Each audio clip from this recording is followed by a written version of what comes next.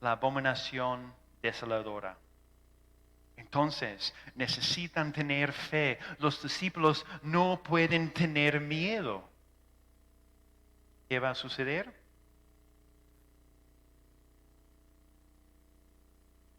En aquella noche, Jesús preparó a sus discípulos. Adapta la comida celebrando el rescate del Éxodo para tratarse sobre él. Dice que su muerte es el nuevo pacto que promete una relación completamente diferente y nuevo entre Dios y su pueblo. Dios dice que el reino que empezó, Jesús dice que el reino que Jesús empezó de proclamar en capítulo 1 viene inmediatamente. Vamos a leer 14, 22, 26. Tenemos lecturas largas desde ahora al final. Sí, por favor, 22, 26. De 14, 22, 26. Amén. Y mientras comían, Jesús tomó pan y bendijo, y lo partió y les dijo, diciendo, tomad, esto es mi cuerpo. Y tomando la copa y habiendo dado gracias, les dijo, y bebieron de ellas todos. Y les dijo, esto es mi sangre del nuevo pacto, que por muchos es derramada. De cierto os digo que no beberé más del fruto de la vid, hasta aquel día en que lo beba nuevo en el reino de Dios. Cuando hubieron cantado el himno, salieron al monte de los olivos. Los discípulos han aprendido mucho. Viendo nada, luego parcialmente, y ahora claramente quién es este hombre y qué significa seguirlo. Tienen toda la información y experiencia con Jesús para seguir con fe, confiados que Jesús es el Cristo. Pero Jesús sabe que van a fracasar. 27 al 31, por favor. Entonces Jesús les dijo, todos os escandalizaréis de mí esta noche, porque escrito está, heriré al pastor y las ovejas serán dispersadas. Pero después que haya resucitado, iré delante de vosotros a Galilea. Entonces Pedro le dijo, aunque todos se escandalicen, yo no. Y le dijo Jesús, de cierto te digo que tú, hoy, en esta noche, antes que el gallo haya cantado 2 veces, me negarás 3 veces. Mas él, con mayor insistencia, decía, si me fuera necesario morir contigo, no te negaré. También todos decían lo mismo. Vamos a leer las próximas secciones sin comentario, dejando que la Biblia hable por sí mismo con lecturas extendidas. Veamos la belleza de este evangelio. Veamos la abominación que también es nuestro al mismo tiempo que es nuestro perdón, esperanza y nueva relación con Jesús. Vamos a leer capítulo 14, 44 al 52, por favor. La medianoche. 44. Y el que le entregaba les había dado señal diciendo, al que yo besare, ese es, prendedle y llevadle con seguridad. Y cuando vino, se acercó luego a él y le dijo, Maestro, Maestro, y le besó. Entonces ellos le echaron mano y le prendieron. Pero uno de los que estaba ahí, sacando la espada, hirió al siervo del sumo sacerdote, cortándole la oreja. Y respondiendo Jesús le dijo, ¿cómo contra un ladrón habéis salido con espadas y con palos para prenderme? Cada día estaba con vosotros enseñando en el templo, y no me prendisteis, pero es así para que se cumplan las Escrituras. Entonces todos los discípulos, dejándole, huyeron. Pero cierto joven le seguía, cubierto el cuerpo con una sábana, y le prendieron, mas él, dejando la sábana, huyó desnudo. Próxima lectura, 66 al 71, el canto de gallo. Estando Pedro abajo en el patio, vino una de las criadas del sumo sacerdote. Y cuando vio a Pedro que se calentaba, mirándole dijo: Tú también estabas con Jesús el Nazareno. Mas él negó diciendo: No le conozco, ni sé lo que dices. Y salió a la entrada y cantó el gallo. Y la criada, viéndole otra vez, comenzó a decir a los que estaban allí: Este es de ellos. Pero él negó otra vez. Y poco después, los que estaban allí dijeron otra vez a Pedro: Verdaderamente tú eres de ellos, porque eres Galileo, y tu manera de hablar es semejante a la de ellos. Entonces él comenzó a maldecir y a jurar: No conozco a este hombre, ¿de quién habláis? 72. Perdón, voy a continuar. Y el gallo cantó la segunda vez. Entonces Pedro se acordó de las palabras que Jesús le había dicho: Antes que el gallo cante 2 veces, me negarás 3 veces. Y pensando en esto, lloraba. Ahora vamos a 15, 16 al 32, con una lectura muy larga. 15 y 16 al 32. Entonces los soldados le llevaron dentro del atrio, esto es, al pretorio, y convocaron a toda la compañía, y le vistieron de púrpura, y poniéndole una corona tejida de espinas, comenzaron luego a saludarle: Salve, rey de los judíos, y le golpeaban en la cabeza con una caña y le escupían, y puestos de rodillas le hacían reverencias. Después de haberle encarnecido le desnudaron la púrpura y le pusieron sus propios vestidos y le sacaron para crucificarle. Y obligaron a uno que pasaba, Simón de Cicerene, padre de Alejandro y de Rufo, que venía del campo, a que le llevase la cruz. Y le llevaron a un lugar llamado Gólgota, que traducido es lugar de la calavera. Y le dieron de beber vino mezclado con mirra, mas él no lo tomó. Cuando lo hubieron crucificado, repartieron entre sí sus vestidos, echando suerte sobre ellos, para ver qué se llevaría cada uno. Era la hora tercera cuando le crucificaron, y el título escrito de su causa era: El Rey de los Judíos. Crucificaron también con él a 2 ladrones, uno a su derecha y el otro a su izquierda. Y se cumplió la escritura que dice: Y fue contado con los inicuos, y los que pasaban le injuriaban, meneando la cabeza, diciendo: Bah, tú que derribas el templo de Dios y en 3 días lo reedificas, sálvate a ti mismo y desciende de la cruz. De esta manera también los principales sacerdotes, encarneciendo, se decían unos a otros con los escribas: A otros salvó y a sí mismo no puede salvar. 32. El Cristo, Rey de Israel, descienda ahora de la cruz para que veamos y creamos. También los que estaban crucificados con él le injuriaban. Ahora 33 al 41. Cuando vino la hora sexta, hubo tinieblas sobre toda la tierra hasta la hora novena. Y a la hora novena Jesús clamó a gran voz diciendo: Eloí, Eloí, lama sabactani, que traducido es: Dios mío, ¿por qué me has desamparado? Y algunos de los que estaban allí decían al oírlo: Mirad, llama a Elías. Y corrió uno y empapando una esponja en vinagre y poniéndola en una caña le dio beber, diciendo: Dejad, veamos si viene Elías a bajarte. Mas Jesús, dando una gran voz, expiró. Entonces el velo del templo se rasgó en 2, de arriba abajo, y el centurión que estaba frente a él, viendo que después de clamar había expirado, dijo: verdaderamente este hombre era hijo de Dios.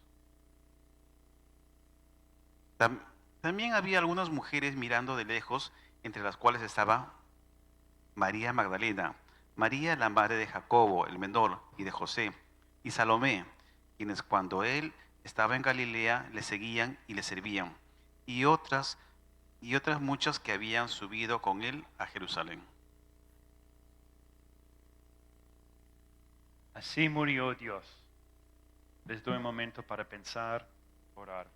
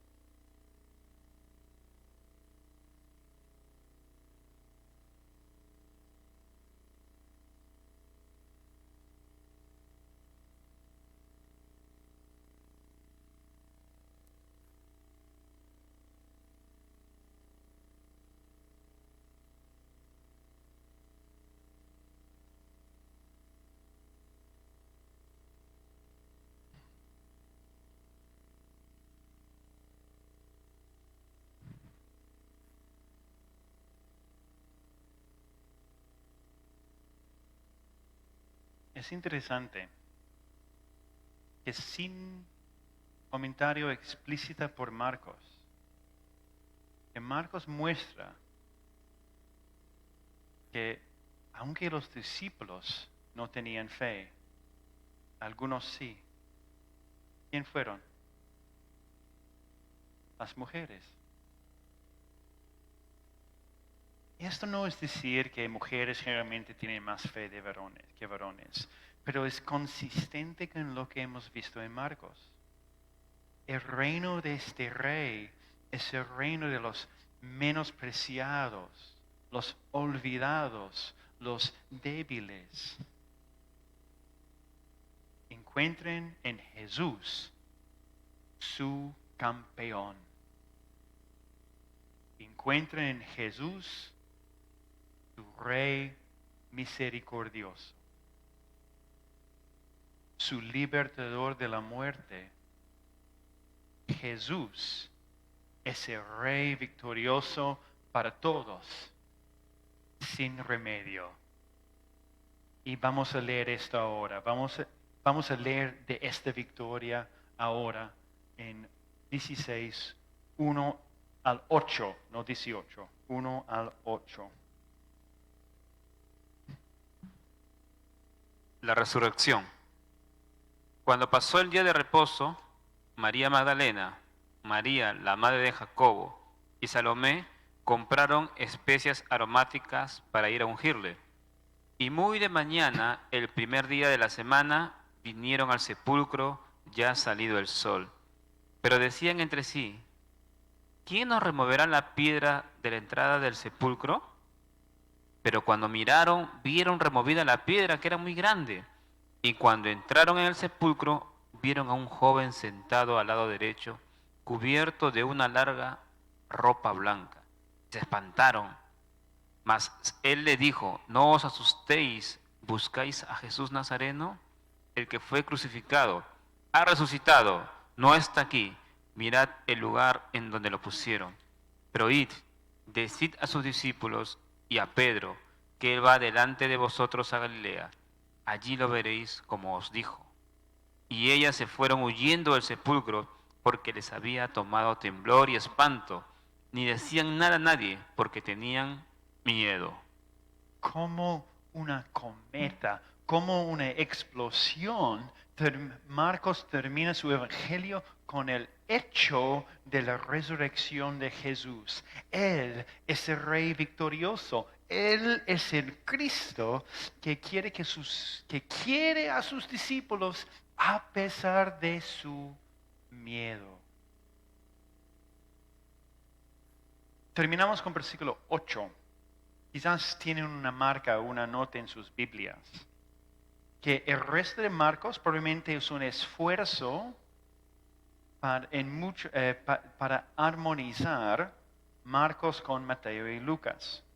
Lo que dicen estos textos de 9 y adelante es la verdad. Pero quiero que experimentemos Marcos como quería él, creo, con el desafío final de 8.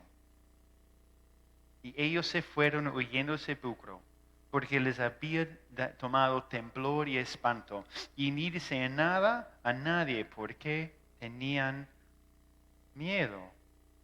En la luz de la resurrección de Jesucristo, Hijo de Dios, mientras lo seguimos en sufrimiento, viviendo su reino, esperando su regreso, vamos a tener fe o miedo. Y ellas se fueron huyendo del sepulcro, porque les había tomado temblor y espanto, y no decían nadie por qué tenían miedo. No tienen que responder. Pero ¿qué quiere Marcos de tú? Voy a orar.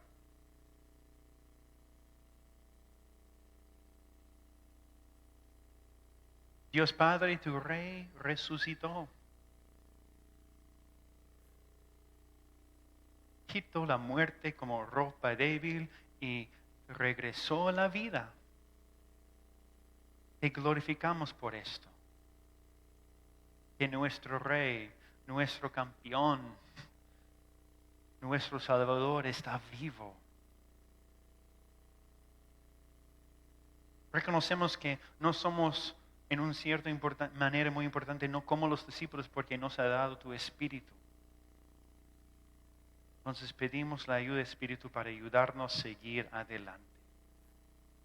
A pesar de los fracasos de la vida, a pesar de las dificultades que enfrentamos, a pesar de las dudas que compartimos con los discípulos sobre quién es Jesús. Pero Jesús es nuestro Rey misericordioso.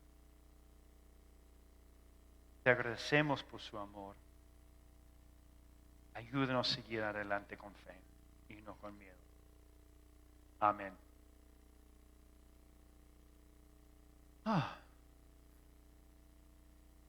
No hemos terminado, pero hemos terminado el Evangelio de Marcos. ¿Qué les impacta? ¿Alguien quiere compartir brevemente alguna observación, algún comentario?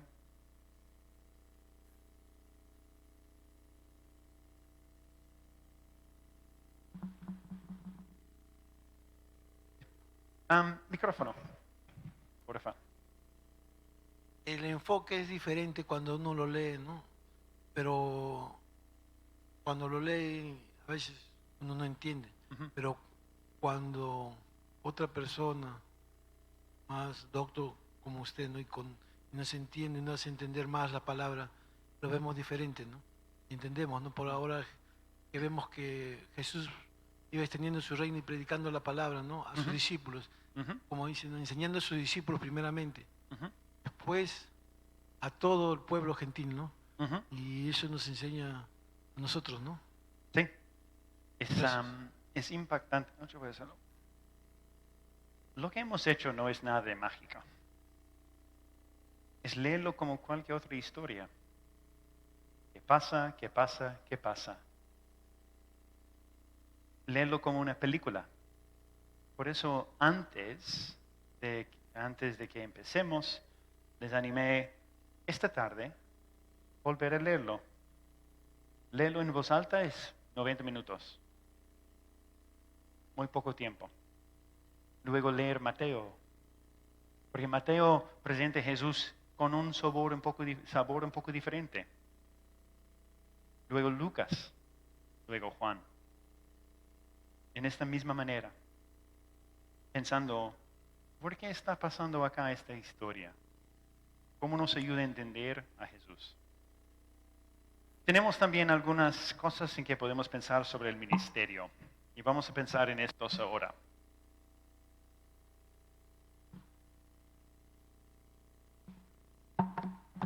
La lectura pública de las Escrituras.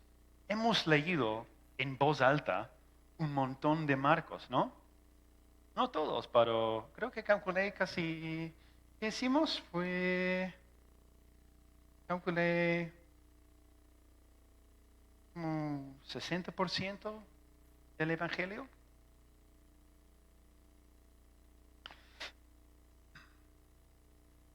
En ¿Dónde está mi nota? Perdón.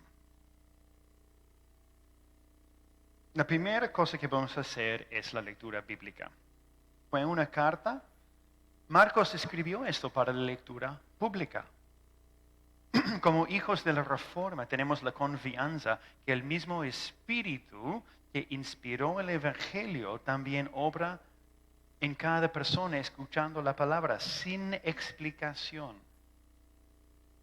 ¿Cómo se sintieron ustedes cuando leemos en voz alta los pasajes sobre el juicio y la muerte de Jesús? Lo he escuchado varias veces. No, esas palabras nos tocan. Así es el poder de la Biblia.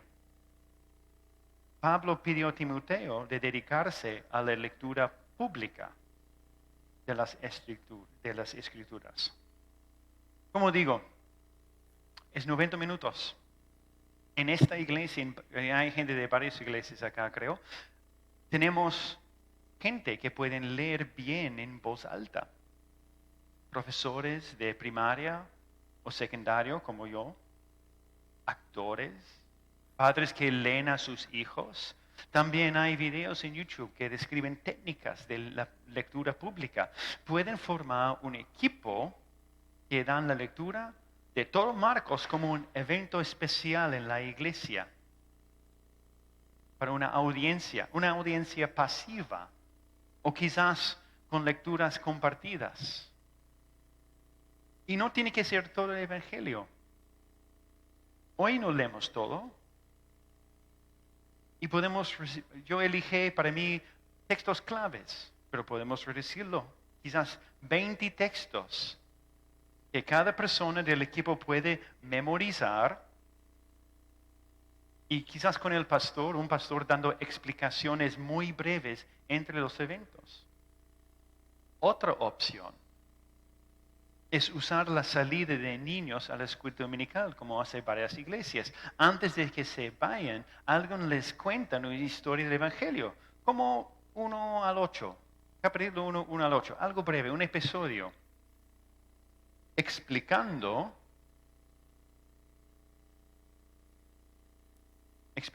qué nos muestra esta historia sobre Jesús.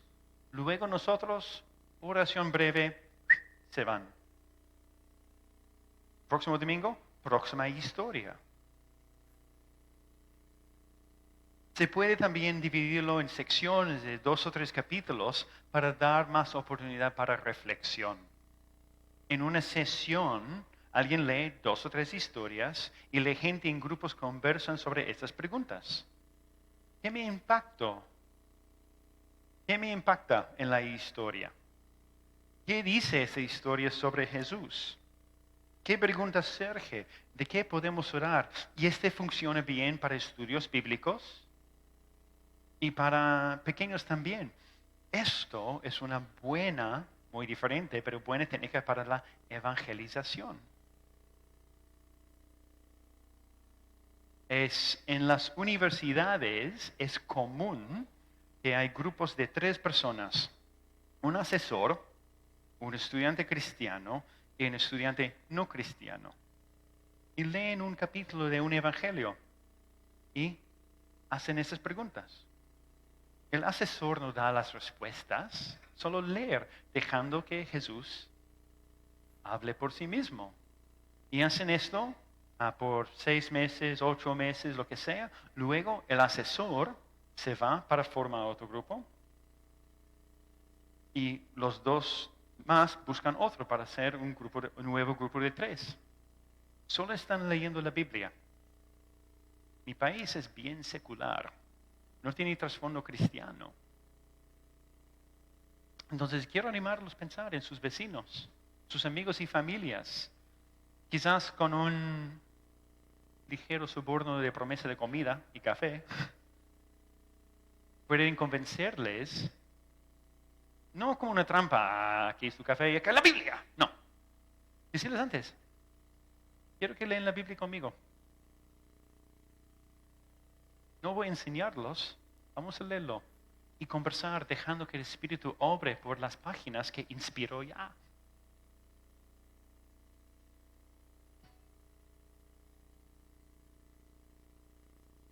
Estos grupos permiten que nuestros amigos experimenten Jesús, que surgen las preguntas que salen del texto. Obviamente, clave también es la prédica, que incluye jóvenes, niños, damas, cualquier grupo en la iglesia. Entonces voy a hablar de las prédicas, pero refiere a todos. Como vimos, el estudio y lectura sistemático trae riqueza. Prédicas y enseñanzas temáticas son importantes, pero eso es otra fuente.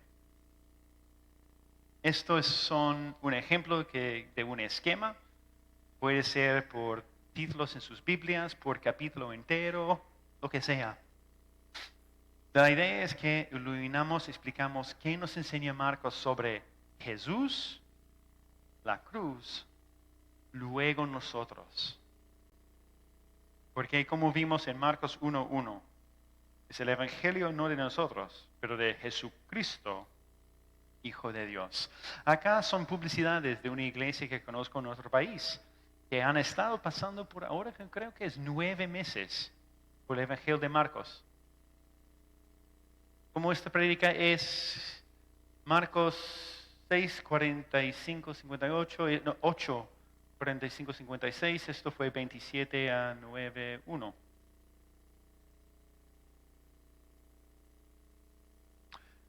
En este código QR es una link a una página y yo tengo links a videos de prédicas expositivas sobre libros enteros. Acá es Suger Michelin, todo el Evangelio de Marcos.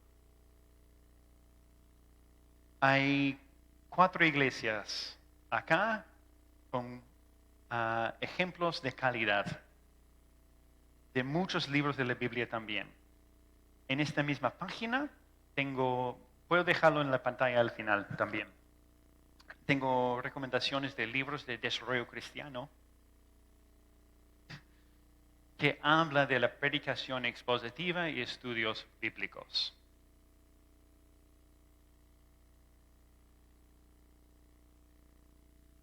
Voy a cambiar, pero volver a esto al final, para que vean. Hay una organización que se llama ETE, Estudios Teológicos por Extensión. Si como iglesias o grupos no han estudiado la Biblia así, recomiendo estos muchos. En sus cursos básicos tienen la vida de Jesús 1 y la vida de Jesús 2. Es un buen principio a los estudios bíblicos. ¿Qué es esto? Creo que en varias iglesias, todas las iglesias de Alianza, no todos, pero es casi universal. Entonces, si no han estudiado estos cursos, invitación. Algo un poco más avanzado son los cursos de Mockland, Moore College en Latinoamérica. Este resumen, 3 horas, es un resumen de un curso que se llama Nuevo Testamento 1. Es todo el Evangelio de Marcos, desde principio y fin, con más profundidad. Conversando con sus pastores, podemos conversar sobre ayudándoles a dirigir un grupo pequeño. Si quieren saber cómo es, esto cuesta, pero esto es gratis. Estos son mis videos que he hecho para ayudar con los cursos. Y Nuevo Testamento 1, yo tengo 2 series de videos para que vean y podemos estar más familiar con el contenido. Lo que acabamos de hacer, pero un poco más profundidad. Muy visual. Acento terrible de español, pero muy visual. Formación bíblica en el Perú. Tenemos estos videos en el YouTube.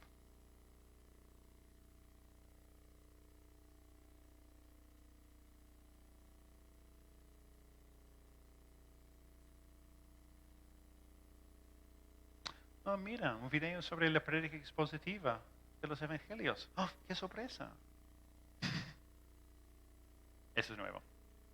Formación bíblica en el Perú. ¿Conocen el proyecto Biblia? Si no conocen el proyecto Biblia, quiero que después de leer todo el Marcos, esta noche pierden horas en esto.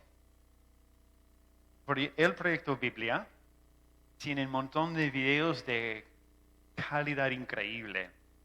2 series importantes. Primero, tienen resúmenes de todos los libros del Nuevo Testamento, que si van a su página web pueden bajar como una imagen para imprimir. Como mega bacán. Pero también, cómo leer la Biblia es otra serie. Y muestran cómo pensar en cómo podemos leer mejor los evangelios, cómo podemos entender las parábolas de Jesús. Parábolas. Y tiene un montón de otros videos también, como si no han visto, lo siento, no van a hacer nada más el resto del día. Esos son excelentes. El proyecto Biblia en español.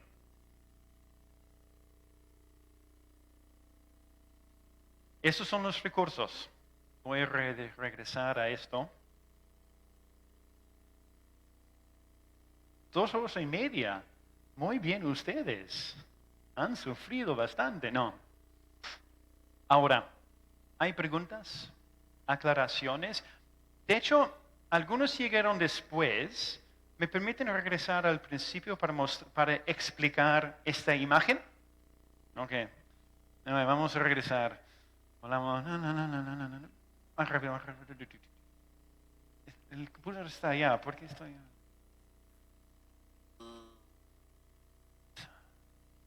Cambiar pulgar.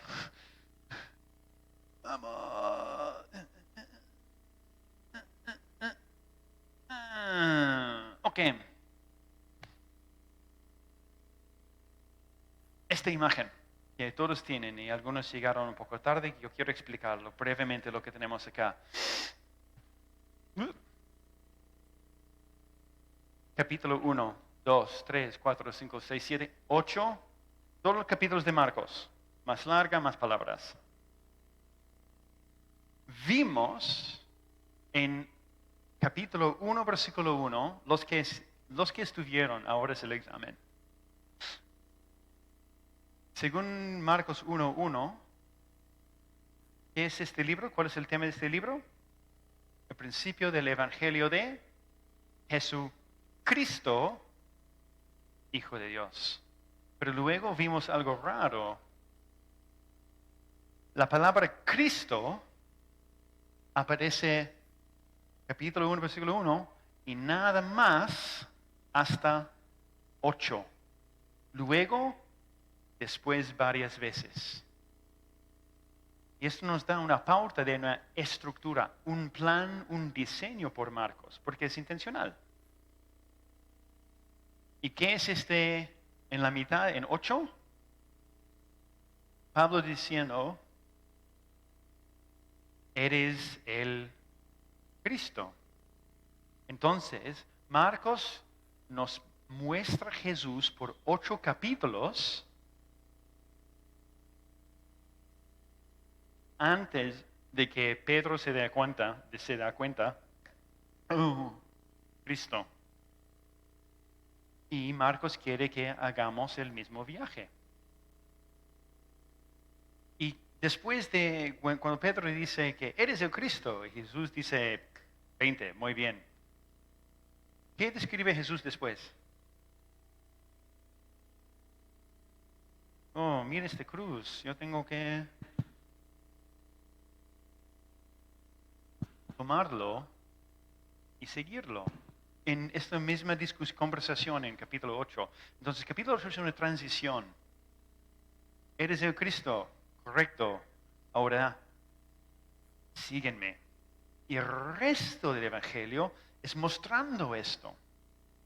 Y resumimos esto con las 2 preguntas arriba. Capítulo 1:8, la pregunta es, ¿Quién es este hombre? Cuando enseñamos estas historias, la mente no es qué significa esta historia para los niños o las damas, es qué nos dice sobre quién es Jesús. Y la segunda mitad, porque ha venido, ¿qué significa seguirlo? ¿Cómo es tomar la cruz? Es seguir Jesús. Esto es la imagen, porque tenemos las dos mitades. Hay varias estructuras del libro de Marcos. Esto es uno. Pero nos ayuda a pensar cómo vamos a enseñarlo, cómo vamos a leerlo.